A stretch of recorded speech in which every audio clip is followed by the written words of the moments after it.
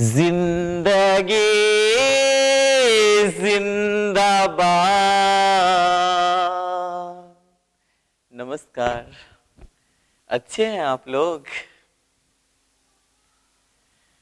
Domain बेटी सुपवाले लेखाड़ है।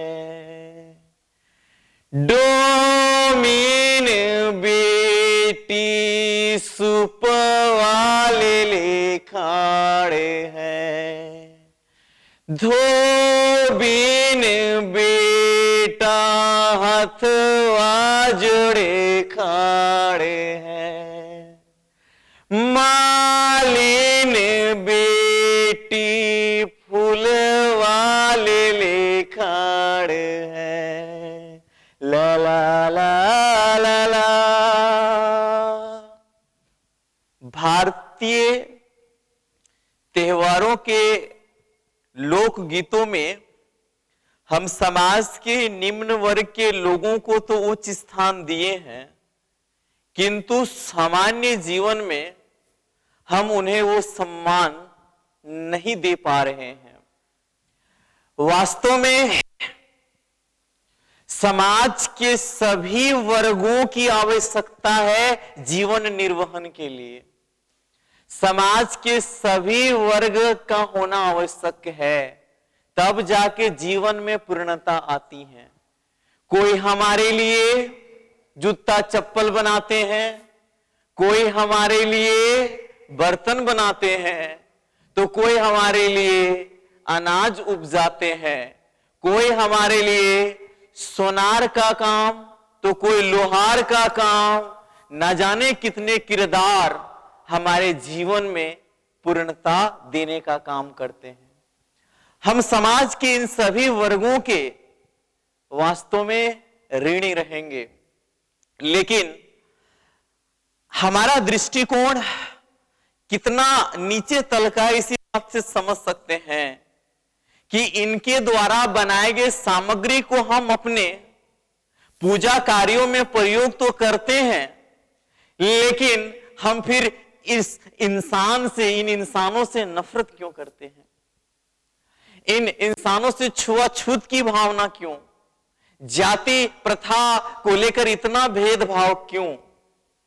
अगर इन चीजों पर अगर गहनता से विचार किया जाए तो आप पाएंगे क्या कि आज जिस समय में हम लोग रह रहे हैं, सबसे ज्यादा पढ़ी लिखी पीढ़ी है ये।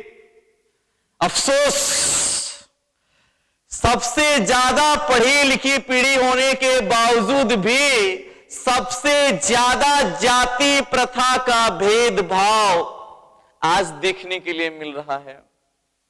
जाति प्रथा का भेदभाव को लेकर के आज सोशल मीडिया में तरह तरह के आग फैलाए जा रहे हैं, चिंगारी लगाए जा रहे हैं।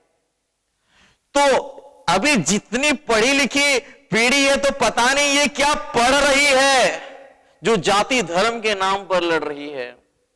क्योंकि कोई भी धर्म तो नफरत नहीं सिखाता है। कोई भी धर्म को बड़ा करने के लिए किसी धर्म को छोटा दिखाकर अगर बड़ा किया जा रहा है, तो धर्म का तो ये मर्म है ही नहीं। किसी को छोटा बता करके किसी को बड़ा दिखाने का जो कार्य है, हमें लगता है वास्तव में ये सबसे छोटी हरकत है। कहते हैं एक बार गुरुकुल में दो शिष्यों के बीच में विवाद हो गया। विवाद इस तरह बढ़ गया कि एक शिष्य कह रहा है हम बड़ा है, दूसरा कह रहा है नहीं हम बड़ा है, और इस तरह से विवाद पहुंच गया गुरुजी के पास। गुरुजी से दोनों शिष्य कहते हैं, गुरुजी बताइए हम लोग में से बड़ा कौन है? तो गुरुजी कहते हैं किसका बड़ा ही साधारण सा समाधान है कि जो दूसरे को बड़ा समझे वही बड़ा है। कितना सुंदर संदेश छिपा है इस छोटी सी कहानी में कि जो दूसरों को बड़ा समझे वही बड़ा है। एक शिष्य कह रहा है तू बड़ा है, दूसरा कह रहा है अब तू बड़ा है, और इस तरह एक दूसरे को दोनों बड़ा समझने लगे। शायद बड़ा हम उन्हीं को कहेंगे जो हमें बड़प्पन के एहसास से भर देते हैं। तो समाज में जब भी छुआछूत की अति हो गई, जाति प्रथा को लेकर के प्लस धार्मिकता को लेकर के जब भी कुरीतियां फैली, तो भारत के धरती को संतों ने प्रेम से सींचा। वसुदेव कुटुंबकम की विचारधारा को पुनर्जीवित किए, प्रेम के डोर से पुनः पुनः बांधे और इस समाज को प्रेम और भाईचारा का संदेश दिए। मानवता को बढ़ाने के लिए, आपसी भाईचारा को बढ़ाने के लिए समय पर कई संतों ने अवतरण लिया है। आज हम लोग ऐसे ही एक संत की कहानी को जानेंगे। भारतीय संतों का आसमान कई सितारों रूपी संतों से तो भरा पड़ा है, सभी संतों की अपनी चमक है, लेकिन एक ऐसा संत जो संतों के संत कहे जाते हैं, संत शिरोमणि कहे जाते हैं, संत रविदास की आज दास्तान को हम लोग जानेंगे। जानते हैं आज संतों के संत, संत रविदास की कहानी, जिन्हें संत रैदास भी कहते हैं। ला ला ला ला ला ला ला ला ला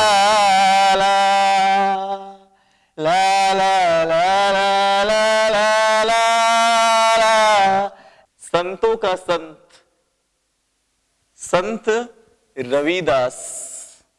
संतों का संत, संत रविदास, संत शिरोमणि रैदास।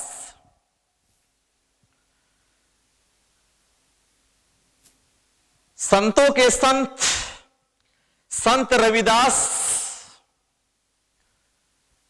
उस समय भारत की धरती को अपने प्रेम वाणी से, अपने ज्ञान से सींचते हैं। जब समाज में छुआछूत चरम सीमा पर चला गया, समाज की सोच अपंगता धारण कर ली, मनुष्य एक मनुष्य दूसरे मनुष्य को पहचानने से इनकार करने लगा। 15वीं सदी ईस्वी में जब भक्ति आंदोलन के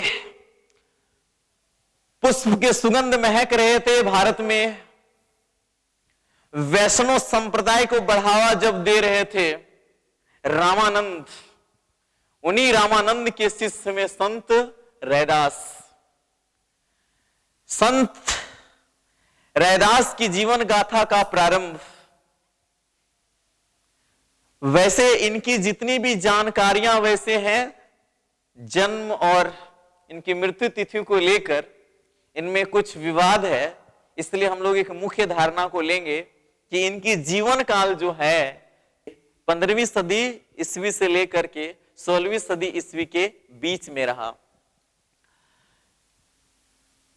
इनका जन्म उत्तर प्रदेश के काशी में गोवर्धनपुर नामक स्थान पर हुआ माघ पूर्णिमा के दिन, और वो रविवार का दिन था, इसलिए इनका नाम रविदास रखा गया। बड़े अच्छे से जान पाएंगे कि जिस स्थान पर इनका जन्म हुआ है गोवर्धनपुर में, आज इन्हें संत रविदास जन्म स्थान के नाम से उस स्थान को जाना जाता है। इनका जन्म माघ पूर्णिमा को हुआ, इसलिए प्रत्येक माघ पूर्णिमा को इनके अनुयायी संत रविदास को मानने वाले बड़े ही हर्षोल्लास के साथ इनके जन्म दिवस को मनाते हैं। माघ पूर्णिमा जब हम कह रहे हैं तो संत रविदास का जन्म पूर्णिमा का संयोग महापुरुषों से बड़ा अनोखा रहा है, बड़ा अनूठा रहा है, क्योंकि बुद्ध जन्मे बैसाख पूर्णिमा में, नानक जन्मे कार्तिक पूर्णिमा में, और संत रविदास जन्मे माघ पूर्णिमा में। और अगर ये तीनों के जीवन को आप देखेंगे तो ये तीनों का जीवन आपस में बड़ी ही मिलता जुलता मिलेगा, जिसमें से जाति प्रथा को लेकर के जो विरोध किए, सभी लोगों के लिए धर्म का मार्ग खोल दिए, तो वो बुद्ध थे। उसके बाद नानक और रैदास, संत रैदास दोनों, गुरु नानक और संत रैदास दोनों समकालीन हुए हैं। गुरु नानक ने तो रैदास की बड़ी प्रशंसा किए हैं और कबीरदास ने ही ने संतों का संत कहे हैं। कबीरदास और रैदास दोनों गुरु भाई लगते थे, यानी एक ही गुरु के शिष्य थे, रामानंद के शिष्य थे। तो कहते हैं भगवान बुद्ध के लिए संतों के संत इन्हें कहा जाना औचित्य है। क्यों औचित्य है? इसमें औचित्य इसलिए है कि अगर आप भगवान बुद्ध और महावीर को देखिए तो उन्हें धर्म प्रचार के लिए, धर्म का प्रचार प्रसार करने के लिए ज्यादा जोर नहीं देना पड़ा, क्योंकि वो एक राजघराने से थे। एक राजा के बेटा होने के कारण, राजकुमार होने के कारण उन्हें अधिकांश लोग जानते थे, इसलिए उनका प्रभाव रहा समाज में। बाकी संतों को देखेंगे तो आप पाएंगे क्या, उनका जन्म एक ऐसे कुल में हो रहा है जहां श्रेष्ठता है, लेकिन इनका जन्म समाज के उस वर्ग में हो रहा है जो चर्मकार कहा जा रहा है और जिसे समाज बड़ी है दृष्टि से देख रहे हैं, जहां इनके लिए श्रेष्ठता के कोई भी आधार नहीं है और समाज के सबसे निचले तबके पर जन्म लेकर के ज्ञान के उस प्रभाव से जिस उच्चता के शिखर को प्राप्त किए, उन्हें संतों का संत कहना वाकई शोभनीय है, सम्माननीय है। इसलिए कबीरदास जब इन्हें संतों के संत कहते हैं तो कितनी सत्यता को कह रहे हैं। इसलिए जब हम संत रविदास को जानेंगे तो ये जानेंगे कि एक चर्मकार परिवार में जन्म लिए, पिता रघु, मां रघु को उलट दीजिए तो घूरबिनिया, जिन्हें कलसा देवी के नाम से भी जाना जाता है। इनका पिता रघु को संतोख दास भी कहा जाता है। कहते हैं बचपन से ही इनका मन साधना में लगता, भक्ति में लगता। कहते हैं प्रभु की यादों में बीतता। शुरू से ही ये साधु संतों की संगत पसंद करने लगे। तो इनके घर वाले चाहते थे कि ये हमारा व्यवसाय संभाले, लेकिन इन व्यवसाय तो वो उतना ही करना चाहते थे जिससे अपना जीवन यापन हो जाए, क्योंकि किसी भी चीज में जब लालच आ जाता है तो लालच आने के बाद ही फिर वहां से अपराध प्रारंभ हो जाता है। कभी देखें आजकल के लोग पढ़ने लिखने का तो पढ़ लिख करके बड़ा बड़ा ऑफिसर बन जाते हैं, किताब रट रट के उसे 10 बार 15 बार पढ़ेंगे तो याद तो हो ही जाना है, लेकिन इस तरह का मशीन हो जा रहे हैं, रिकॉर्डिंग मशीन, थोड़ा सा पूछे तो भड़बड़ बोल के तो तैयार है, प्रश्नोत्तर करके तो तैयार है, जीविका का साधन तो बना रहे हैं, लेकिन नैतिकता का अभाव हो जाता है। और इस नैतिकता के अभाव के कारण आज जिस भी दफ्तर में वो हैं, पता चलता है जो धन जनता के उपकार के लिए आता है, उस धन को ही ये लोग क्या करते हैं, अपने प्रयोग में लगा लेते हैं। और पता चलता है आम जनता क्या है, भोली वाली जनता क्या, आज भी उनकी दशा ज्यों का त्यों बनी है। इसलिए इतना तो ध्यान रखना है, शिक्षा का मतलब केवल सरकारी आदमी बनना नहीं है, संस्कारी आदमी बनना है। बिना संस्कारी आदमी बने आप जिस भी संस्थान में जाएंगे उस संस्थान का दोहन ही करेंगे।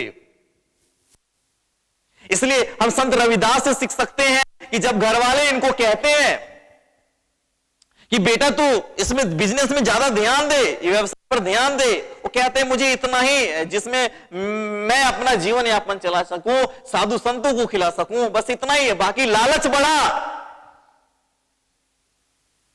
कि फिर उल्टे पुल्टे काम होने लगेंगे। कहते हैं घर वाले इन्हें क्या करते हैं, इनके माता पिता घर से अलग कर देते हैं, अपने घर के पीछे ही कुटिया बनाते हैं, पत्नी लोना के साथ इनका एक पुत्र था विजयदास के साथ, बड़ी ही प्रसन्नता के साथ रहते, जो मिलता उसमें खुश होते, प्रभु भजनों में लगते, और इनका संतत्व संतों के प्रभाव में इतना बढ़ने लगा। रामानंद जैसे गुरु के सामीप्य ने इन्हें इतना ज्ञान युक्त किया।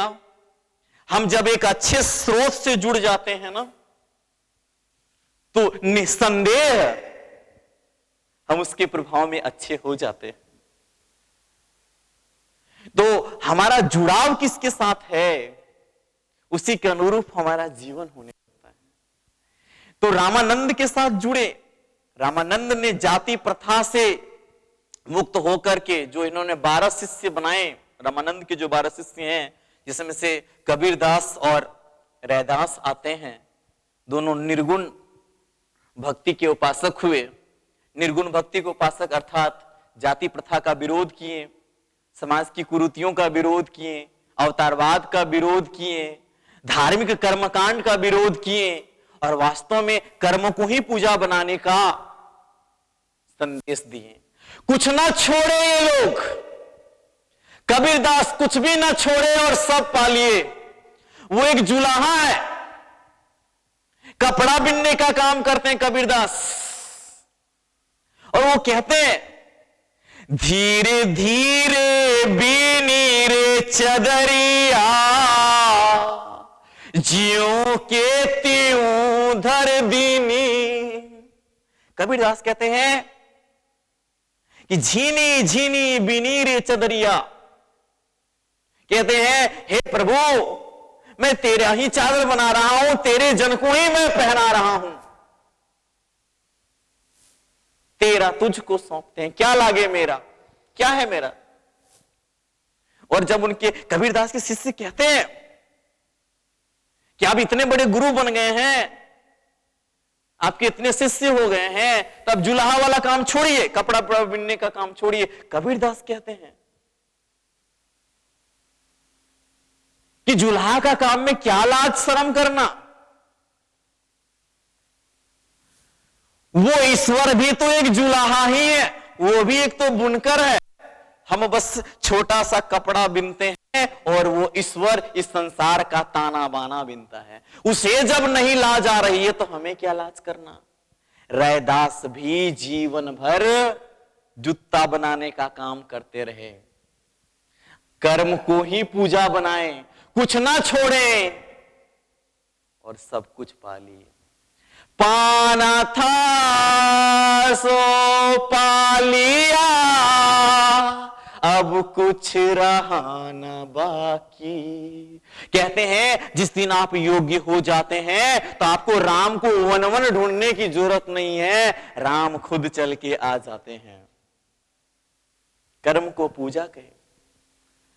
जब काशी जैसे स्थान पर समाज के उच्च वर्गों का बोलबाला था, उस समय संत रैदास जब इस चीज का घोषणा करते हैं कि कोई भी व्यक्ति छोटा जन्म के कारण नहीं होता है, वो तो कर्म के कारण होता है। तो समाज के उच्च वर्गों ने विरोध किया, और वो कहते हैं कि रविदास अपने आप को बड़ा कैसे कह सकता है, एक जूता सिलने वाला व्यक्ति। और सभी समाज के उच्च वर्गों ने विरोध कर दिया। जब समाज के उच्च वर्गों ने विरोध किया तो उस समय काशी के राजा वीर सिंह बघेला एक संवाद रखते हैं उच्च वर्ग और रैदास के बीच में। रैदास ज्ञान के प्रभाव में इस तरह प्रभावित किए कि सभी समाज के उच्च वर्ग इनके ज्ञान से इस तरह स्नान किए कि इनकी विचारधारा को मानने पर विवश हो गए। बुद्ध से भी 2 कदम आगे निकल गए हैं संत रविदास। बुद्ध को तो बड़ी विरोध किया और बुद्ध तर्क दे दे के हारे, लेकिन समझिए भक्ति का गीत क्या खूब गाए। कहे संत रविदास, तुझ संग जोड़े और संग तोड़ी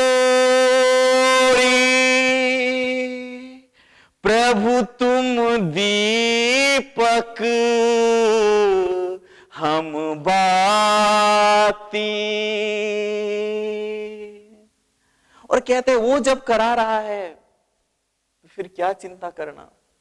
इनके जीवन से कई चमत्कारिक घटनाओं को भी जानने का मौका मिलेगा कि कहते हैं गंगा किनारे बैठ करके ये अपने जीवन के ज्ञान को मानो गंगा की तरह ही प्रवाहित करते रहे। तो एक बार एक व्यक्ति गंगा स्नान करने जा रहे थे, तो संत रविदास से कहते हैं, रैदास गंगा स्नान करने नहीं चलोगे? तो कहते हैं कि आज एक व्यक्ति को जूता बना के देना है, इसलिए आज तो हम नहीं जा पाएंगे। मेरी तरफ से ये सिक्का गंगा मैया को दे देना। और वो व्यक्ति गंगा स्नान करते हैं और वो कहते हैं गंगा मैया को, ये आपके भक्त रैदास ने दिया है। ऐसा कहा जाता है कि गंगा मैया एक सोने का कंगन देती हैं, और वो सोने का कंगन को देख करके लालच उस व्यक्ति पर इतना बढ़ जाता है कि सोचता है कि रैदास को तो पता ही नहीं चलेगा। इस सोने के कंगन को अगर हम काशी के राजा को दे दे तो इसके बदले में बहुत धन देंगे। और वो काशी के राजा को क्या करते हैं, देते हैं। और काशी के राजा क्या करते हैं, अपनी रानी को देते हैं, हाथों से पहनाते हैं। और पहनाने के बाद रानी प्यार से कहती, कंगना कंगना कंगना। फिर कहती, एक के वो है कंगना। कहते हैं दूसर का भी जोड़ी, हथवा दूसर का सूना लग रहा है।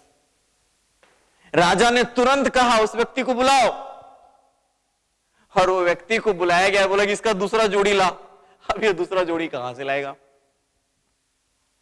अब तो झंझट। बोला अगर दूसरा जोड़ी नहीं लाया तो तुम्हें प्राण दंड देना होगा। वो व्यक्ति अब दुविधा में पड़ गया।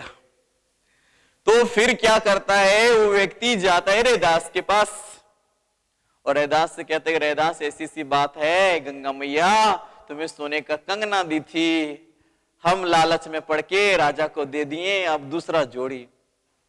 तो संत रैदास कहते हैं कि आप परेशानी में ना पड़िए। और वो जो कठौती था जिसमें चरमेड़ को गलाने का काम करते थे, उसमें जो पानी था वही पानी से कहते हैं जय गंगा मैया, और वहीं से एक सोने का कंगन फिर निकालते हैं और उस व्यक्ति को देते हैं। राजा के सैनिक थे, देख के आश्चर्यचकित में पड़ गए और बोला ये तो वाकई में चमत्कारिक संत हैं। तो जब पूछा गया उनसे कि वास्तव में आप ऐसा चमत्कार कैसे किए, तो वही कहते हैं, मन चंगा तो कठौती में गंगा।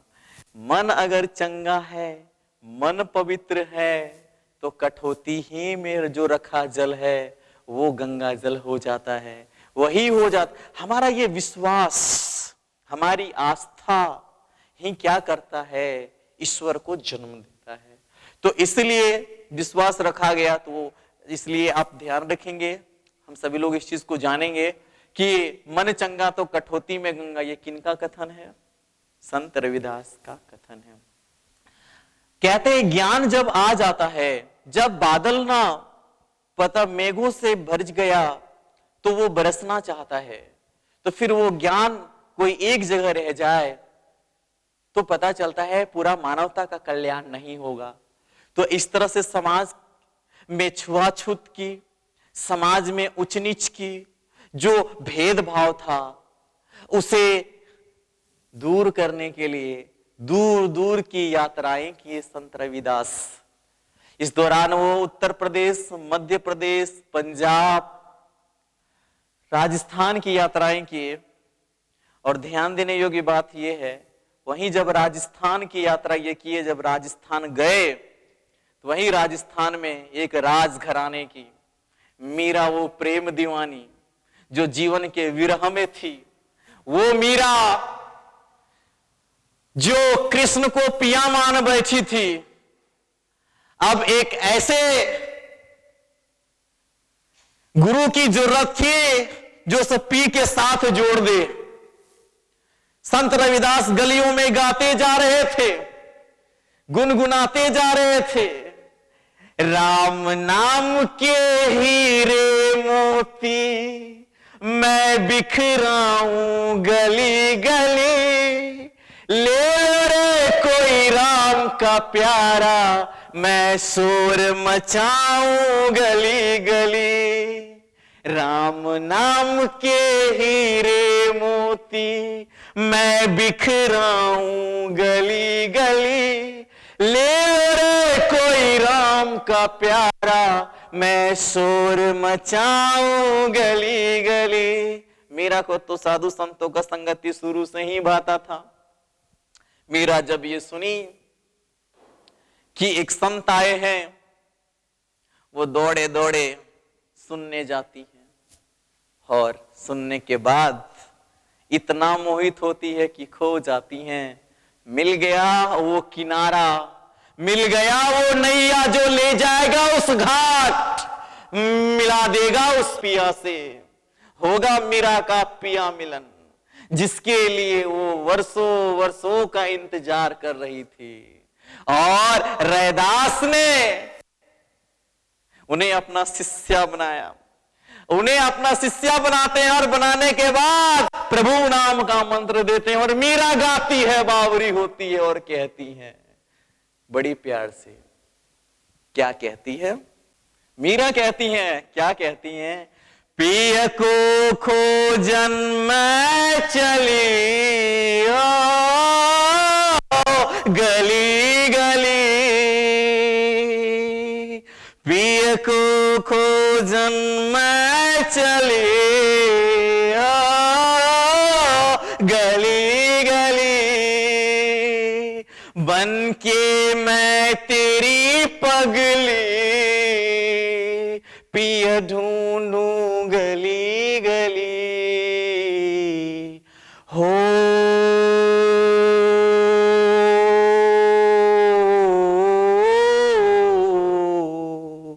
खुद को तुझसे जोड़ दिया, बाकी सब तुझ पे छोड़ दिया।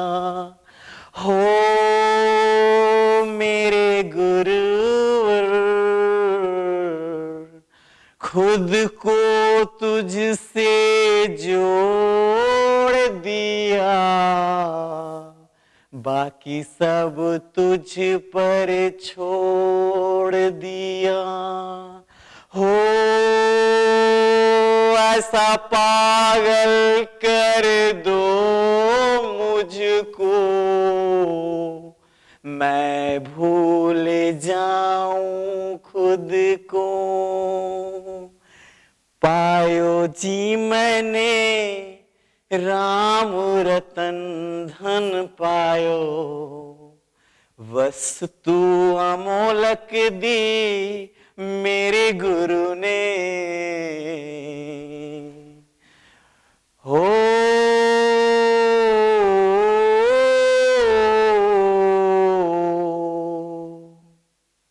मीरा कहती हैं मेरे गुरु रैदास ने ऐसा अनमोल रत्न दिया, राम नाम का वो धन दिया कि अब कितनों खर्चा करो खत्म ना होगा। वो रत्न मिला जो अब कोई चोर भी चुरा के ना ले जा पाएगा। सच में गुरु वो है जो आपको परमात्मा से मिला दे। इस जगत में सभी रिश्तों में सर्वश्रेष्ठ रिश्ता गुरु शिष्य के रिश्ता को कहा गया है,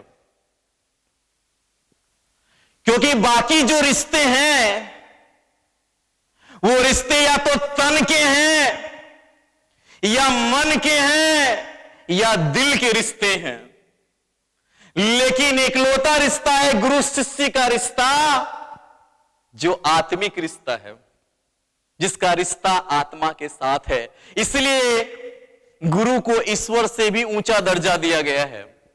वो सीधे आपको परमात्मा का ही पता दे देते हैं, सीधे उस घाट तक पहुंचा देते हैं। मिल गया। और मीरा जैसे ज्ञानी, मीरा जैसी प्रेम दीवाने के लिए रैदास को गुरु बनाना, ध्यान रखिएगा, इस बात का प्रमाण है कि रैदास में कुछ तो था। रैदास में मानो वो खजाना था, नहीं तो एक राजघराने की है और एक निम्न जाति के व्यक्ति को अपना गुरु स्वीकारती है। इस बात का प्रमाण है कि ज्ञान का कोई जाति नहीं होता है, ज्ञान का कोई धर्म नहीं होता है। वैसे भी कुदरत ने कोई भेदभाव नहीं किया। अगर नजर दौड़ा के देखेंगे तो आप पाएंगे सबके लिए समान सूर्य की रोशनी उपलब्ध है। क्या कभी सूर्य ये कह रहा है किसी से कि उच्च जाति का है तो तुम 90% लेना और निम्न जाति का है तो तुम लो 10%? हवाएं सबके लिए समान उपलब्ध है। ऐसा नहीं कि निम्न वर्ग वालों को कहा जा रहा है तुम 20% श्वास में खींचना और बाकी उच्च वर्ग को कहा जा रहा है कि नहीं तुम ज्यादा खींच लेना। फूल के समीप में जाए तो फूलों से हम सीख सकते हैं। संत जाए तो भी वही सुगंध दे, चोर जाए तो सुगंध दे वही। उसे अर्थी पर चढ़ा दो या मूर्ति पर चढ़ा दो, सुगंध में कोई भेदभाव नहीं करता है। तो मनुष्य ने एक षड्यंत्र रचा भेदभाव का, अपने अस्तित्व को बड़ा दिखाने के लिए जो ये भेदभाव किया, उसे मिटाने में हमारे संतों ने जो योगदान दिया, वाकई वंदनीय है ये संत हमारे लिए। और जब तक रहे ज्ञान का ज्योत जगाते रहे। और आज भी चित्तौड़ में, राजस्थान के चित्तौड़ में रविदास के मीराबाई की जो मंदिर है, वहां के मंदिर में चित्तौड़ के छतरी के नाम से रविदास की वहां पर पद चिन्ह है। कहा जाता है वहीं से वो इस धरती से विदाई लिए हमेशा हमेशा के लिए। तो संतों की कथा बड़ी ही सुनने में प्रिय इतना लगता है तो समझिए जब जीने लगे तो जीवन कितना प्रिय हो जाएगा, जीवन कितना सुगंधित होगा, प्रेम से महकेगा ये जीवन। इसलिए इनकी कथाएं केवल कहने के लिए नहीं है। हम पढ़े इसलिए नहीं कि 2-4 नंबर लाएं, हम पढ़े कि अपने जीवन का इसे हिस्सा बना पाए। आज तक तो हमारे पढ़ने का यही उद्देश्य रहा है कि इसको लिख लें, इतना नंबर मिल जाएगा। और पता चलता है यही लोग जो आगे चलकर बड़ा पद होता है, पैसा कौड़ी खूब होता है, धन दौलत खूब होता है, लेकिन बेचैन रहते हैं, शांति खो जाती है। छोटे छोटे बात में लड़ पड़ेंगे, तुरते बोलेंगे हम कौन है तुमको पता है, हम फलना है चिल्ला है, ये कर देंगे वो कर देंगे। या तो ये किसी को मारने में लग जाएंगे या खुद मारने में लगेंगे। यही लोग देखेंगे जो बड़े बड़े पद पर भी आज देखिएगा तो आत्महत्या करते हुए नजर आएंगे। क्यों? क्योंकि हम अब सबसे ज्यादा दुर्व्यवहार जो किए हैं ना, कि हमने अपनी विरासत को छोड़ करके, अपनी संस्कृति को छोड़ करके हमने जो अभी पश्चिमी संस्कृति को स्थान दे दिया। इसलिए हमारी पूरी जिंदगी बेचैनी में घुटन सी हो गई है। पुनः जरूरत है इन्हें अपने हृदय में जीवित करने की। यही कारण है कि आज कहीं ये मूर्ति टूट रहा है, कहीं यहां का लिख पोथा जा रहा है, कभी इसको छोटा करने में लोग लगा है, कोई इसको बड़ा करने में लगा है, कोई ये नारा में लगा है, कोई वो नारा में लगा है। और पता चलता है जीवन इसी जद्दोजहद में समाप्त हो जाती है। एक दिन तो सबको क्या करना है, यहां से विदाई लेना है। हमें प्रेम फैलाने की दरकार है। इनसे संबंधित जानकारियों को आइए हम लोग क्या करते हैं संक्षेप में जानते हैं। तो ध्यान देना है, इनका जीवन काल कितना से कितना रहा था। इनका जीवन काल 15वीं से 16वीं सदी ईस्वी तक का रहा, सदी ईस्वी के बीच रहा। ला ला ला ला ला ला ला ला ला।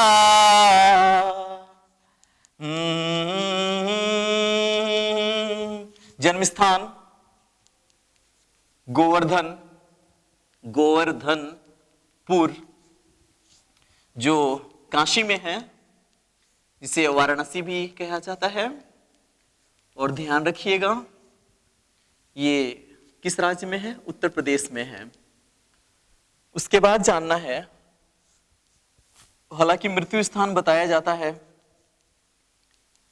मृत्यु स्थान चित्तौड़ में, चित्तौड़ जो राजस्थान में है, राजस्थान, वहीं मीराबाई की मंदिर में इनकी छतरी लगी है, रविदास की छतरी कहा जाता है, संत रविदास की छतरी। रविदास की छतरी जो है, ध्यान देना है, इन्हें मानने वाले लोग तीर्थ स्थान की तरह मानते हैं। इसके बाद आगे की बात में जानेंगे, इनके पिता कौन थे? इनके पिता रघु, जिन्हें संतोख दास भी कहा जाता है, संतोख दास के नाम से भी जाने जाते हैं। इनकी माता का नाम भी बड़ी आसानी से जान पाएंगे। माता, इसको पलट दीजिए तो घूर बनेगा, घूर हो गया, और फिर बिनिया लगा दीजिए, घूर बिनिया। और ध्यान रख लेंगे, धन्य है माता पिता जो अपने कोख से इतने सुंदर रत्नों को जन्म देते हैं। इसलिए कहा गया है, तू धन्य है मां, तेरी कोख में भगवान आते हैं। कलसा देवी या तो कर्मा देवी के नाम से भी ये इनकी मां को जाना जाता है। उसके बाद इनकी पत्नी, पत्नी का नाम लोना देवी था। ध्यान रखेंगे इस चीज को, लोना देवी, जिन्हें लोना जी भी कह सकते हैं। उसके बाद इनके पुत्र का नाम था विजय दास, विजय दास। इसके बाद जानना है इनके गुरुजी कौन थे। इनके गुरु का नाम था रामानंद, रामानंद। इसके बाद इनके गुरु भाई, माने गुरु भाई का मतलब क्या हुआ? एक ही गुरु के शिष्य में संत कबीर दास, कबीर दास हुए। गुरु कबीर दास काफी सम्मान दिया करते थे और साथ साथ में ये भी काफी सम्मान देते थे। यही तो होते हैं, एक दूसरे को बड़ा समझते हैं। गुरु भाई के बाद जानेंगे इनकी शिष्या कौन हुई। इनकी शिष्या हुई कौन? मीराबाई। ला ला ला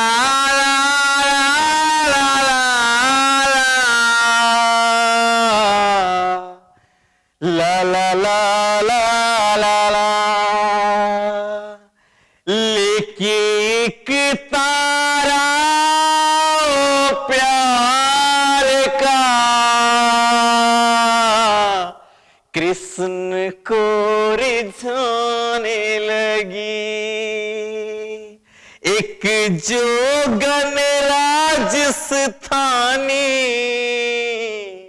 वो तो थी प्रेम दीवानी, वो तो रैदास की थी जानी पहचानी। उसने जग की एक न मानी, उसने कृष्ण को पिया बनाने की ठानी। इनका संप्रदाय आगे रैदासी संप्रदाय कहलाया। रैदासी संप्रदाय, जो इनको मानते हैं, रैदासी संप्रदाय। उसके बाद जानना है इनके जो कविताओं का संकलन है, रविदास की पोथी कहलाता है। रविदास की पोथी, रविदास की पोथी कहलाता है। उसके बाद रविदास की पोथी में जिन चीजों का संकलन है, इनके कविताओं को स्थान मिला है गुरु ग्रंथ साहिब में। गुरु ग्रंथ साहिब में स्थान मिला है, में स्थान दिया गया है। इसके बाद एक चीज और जानना है कि इनको अलग अलग संतों ने इनकी प्रशंसा किए हैं, जिसमें से कबीरदास तो संतों का संत कहे हैं। तो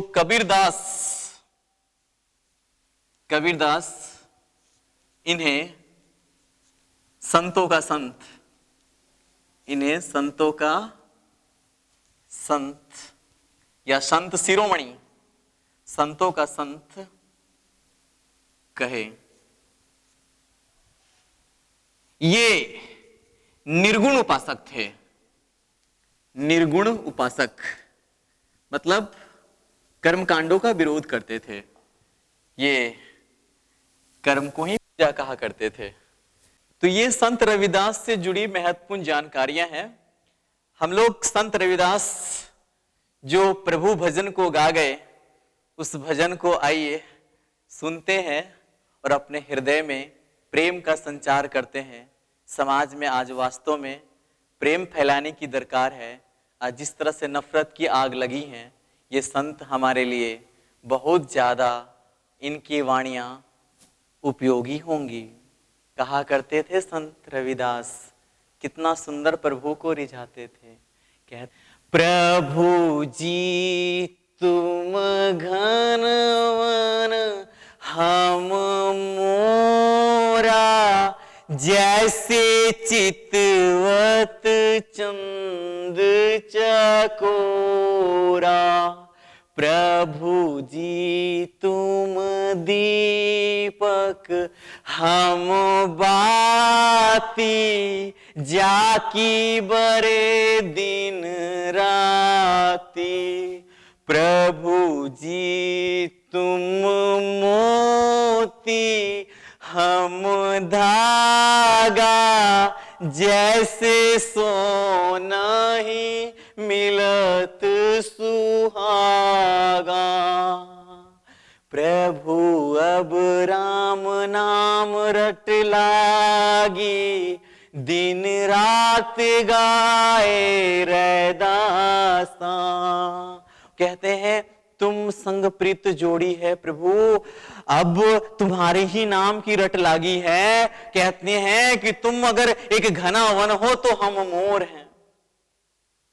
वो कहते हैं कि हम, अच्छा ना, प्रेम करने वाले ऐसे ही होते हैं। प्रेम करने वाले दूसरों को अपने तरीके से नहीं बदलते हैं, बल्कि उसके जैसे खुद बदल जाते हैं, उसी के ढंग में खुद हो जाते हैं। कितना प्यार से कहते हैं कि प्रभु तुम घनवर हम मोरा, जैसे चितवत चंद चकोरा।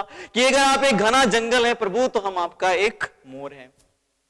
कहते हैं अगर आप चांद है प्रभु, तो हम चकोर की तरह आप ही को देखेंगे। आगे कहते प्रभु तुम दीपक हम बाती। प्रभु अगर तू दीपक तो हम बाती, दिन रात बरेंगे। आगे कहते हैं प्रभु तुम मोती हम धागा, जैसे सोना ही मिलत सुहागा।